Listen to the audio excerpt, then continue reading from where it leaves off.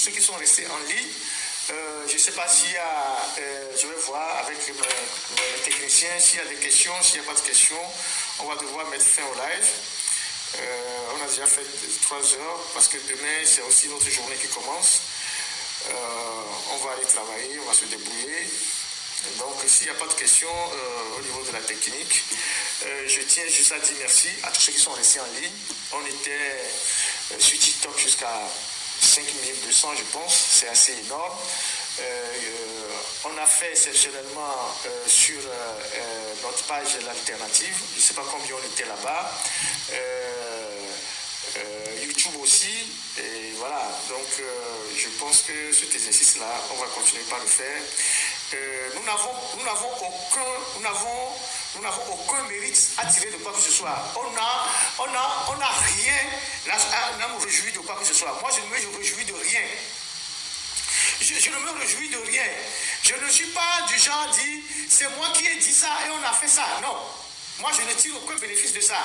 Si, à un moment donné, les dirigeants, ils se rendent compte qu'il faut prendre des décisions, c'est à l'actif de tous les Togolais. Parce qu'aujourd'hui, c'est tous les Togolais qui mettent la pression sur ce régime. Donc moi, je ne réclame rien du tout. Et donc, continuons pas à dénoncer s'il faut dénoncer, continuons pas à mettre la pression, continuons pas à les mettre en difficulté et eux-mêmes, et on verra ce qui va en sortir. Je vais voir s'il y a des questions.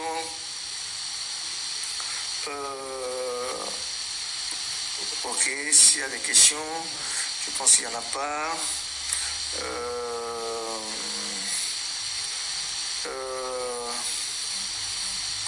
Voilà.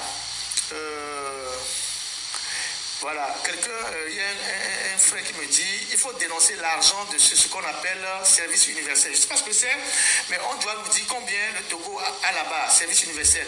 Sina n'utilise jamais le budget qui est accordé à son ministère parce qu'elle et son copain vivent de l'argent du service universel. Il faut nous dire ce que génère ce service universel. Le service universel est logé aujourd'hui à l'ARCEP. Je vais fouiller et je vais vous revenir sur ce que c'est que le service universel. Il semble qu'il y a beaucoup d'argent là-bas que Sina et force partage. Donc, on va y revenir.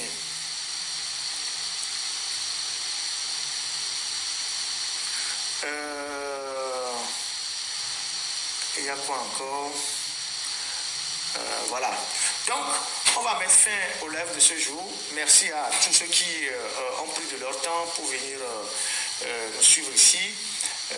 C'est un exercice assez difficile, passer 3 heures de temps à parler, parfois sans document, sans rien, avoir les chiffres en tête, avoir les références en tête, c'est pas facile. Mais je salue tous ceux qui nous encouragent, parce que parfois on se dit pourquoi on fait tout ça. On a envie aussi parfois d'être tranquille avec nos familles, mais le Togo est quelque chose que nous portons en nous. Et nous ne pouvons pas baisser les bras. Si ce pays ne change pas, on ne pourra rien faire. Si le Togo ne change pas, on ne pourra rien faire. Et avec Faure Gnassingbé, le Togo ne sera jamais une opportunité pour les Togolais. Vous imaginez tout ce qu'on a dans la diaspora.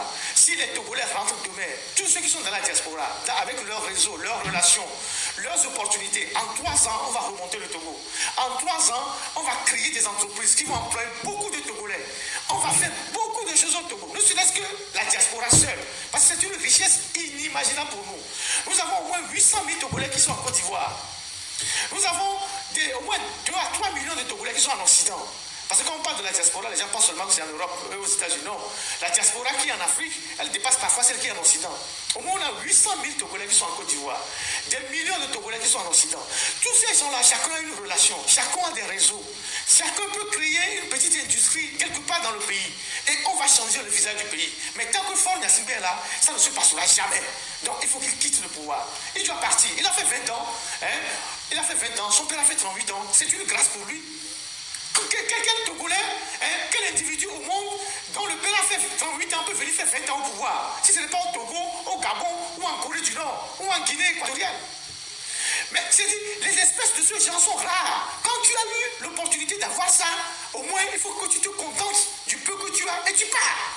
Mais lui, comme il n'a jamais rien appris à faire, il veut rester ad vitam aeternam. C'est là où il va retrouver, et ça on dit, il va se retrouver dans les difficultés.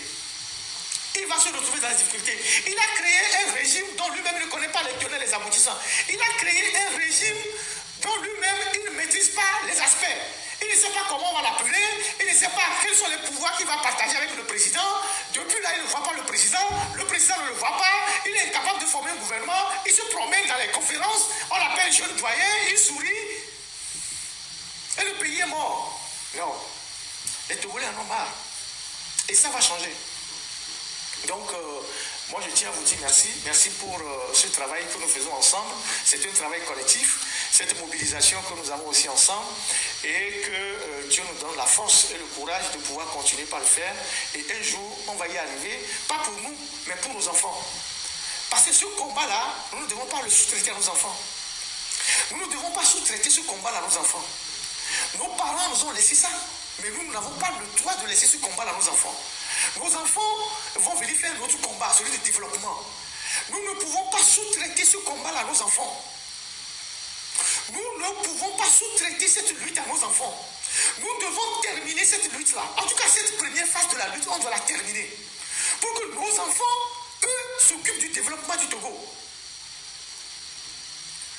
Nous, on est déjà vieux. Vous voyez, moi, j'ai les cheveux blancs.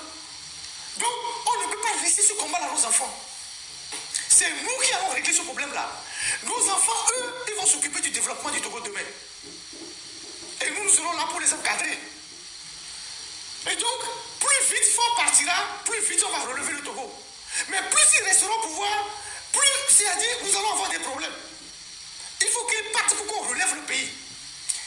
Et nous, nous ne pouvons plus. C'est nos enfants. Mais nous n'avons pas le droit de céder cette lutte à nos enfants. Nos parents ont été naïfs. Ils ont accompagné Yadema avec les histoires d'animation, machin, tout ça.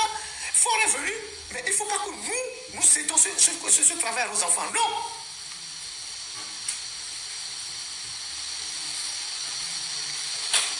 Donc je vous dis à tous merci, et que Dieu nous entende, qu'il nous donne la force d'y aller jusqu'au bout et de terminer cette histoire-là.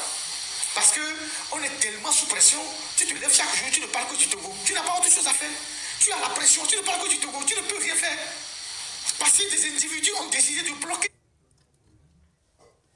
le pays, d'étouffer tout le monde. Ce n'est pas normal. Donc, merci à vous. Et on se donne rendez-vous dimanche prochain, si Dieu nous prête vie. Allez, à plus tard.